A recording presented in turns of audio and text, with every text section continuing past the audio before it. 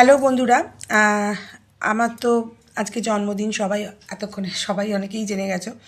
তো আজকে আমার দুপুরের খাবারটা তোমাদের দেখাই, লাঞ্চ মেনুটা, তারপর বলছি। লাঞ্চটা এসেছে কোষে কষা থেকে। এই যে লাঞ্চটা পাঠিয়েছে আমার মেয়ে। রয়েছে এখানে শুক্তো, ঝুরি আলু ভাজা, মুগের ডাল, স্যালাড, এদিকে রয়েছে মাটন কষা, আর এটা মাছের কালিয়াটা বাড়িতে তৈরি, আর চাটনি রয়েছে, মিষ্টি রয়েছে, আর রয়েছে পাঁপড়, সাথে রয়েছে কিন্তু পান সব শেষে। তো আমি এখন শুক্তো দিয়ে প্রথমে খাচ্ছি। শুক্তোটা দিয়েই একটু খাবো প্রথমে, সমস্ত একটু করে করে সব কিছু নিচ্ছি, নিয়ে খাবো। তো চলো আমি খাবারটা কমপ্লিট করি, আর তারপরে খাবারটা সম্পর্কে তোমাদের অবশ্যই জানাবো। আমি খাবারটা যে টেস্ট কীরকম ছিল তোমাদেরকে অবশ্যই জানাবো।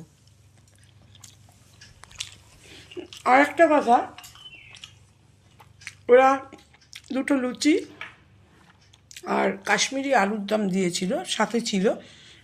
যেহেতু খাবারটা অনেকক্ষণ এসে গেছে আর আমি টিফিনটা করিনি, তাই জন্য তখন আমি ওই লুচিটা আর আলুর দমটা খেয়ে নিয়েছি।